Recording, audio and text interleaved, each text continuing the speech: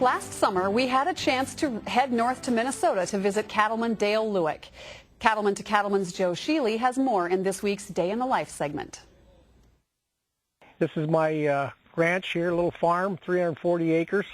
We're on what used to be my granddad's place on my mother's side, and we were fortunate enough to be able to keep that in the family. And I actually grew up about half a mile south of here. We fall calve late August, early September, and that lets me carry those calves through till early spring, and then I can decide whether or not I want to sell, and those would go to an auction market. I may decide to retain ownership and send them off to a feedlot to be fed, or I can shift and do some backgrounding, put them on grass, and keep them through the summer. Predator control is a major issue in Minnesota.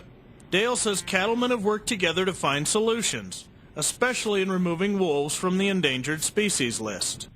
Delisting the wolves did this for our industry here in Minnesota. It put control right back into my hands and the rest of the ranchers as to dealing with predator problems. Believe me, don't ever confuse a wolf with a coyote. My cows will take a coyote and run them right out of the pasture. But it's a whole different story with wolves, because they are used to killing animals the size of moose and buffalo. And once they learn how, you got a problem.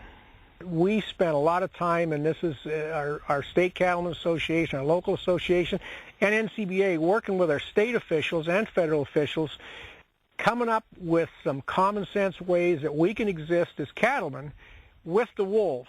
You've got to be able to control them when they threaten your property, threaten your cattle. But on the other hand, nobody in Minnesota wants to see the wolves completely disappear. Minnesota cattlemen also got help from NCBA in a recent animal health emergency. In 2005, when we found we had TB in the state in some of our cattle herds, guys like Jay Truitt and the whole crew in Washington, D.C. were able to make sure we got hooked up with all the right people to get money in to indemnify, because we ended up putting down roughly 4,500 head of cattle. You don't ever think you need that national organization. Without those, we'd still probably be fighting with trying to clear out the red tape. And the big thing is, they knew the right people that we needed to talk to and got us in touch with them and stood behind us. Dale is a fixture in NCBA's Top Hand Club, which recognizes cattlemen who consistently recruit new members. And when you meet him, it's easy to see why. Well, I'm an NCBA member because, first and foremost, I want to protect my investment. And not a great big operation, but we've got to deal with the same regulations everybody else does, tax issues, environmental issues. If you're thinking about joining the NCBA, do it. Do it now. You're going to learn a lot. You're going to have an opportunity to meet a lot of people.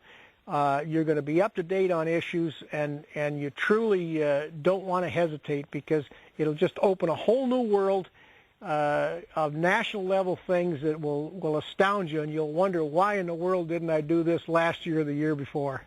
From Minnesota, this is Joe Sheely for NCBA's Cattleman to Cattleman. You can always revisit our Day in the Life segments at our website, cattlemantocattleman.org.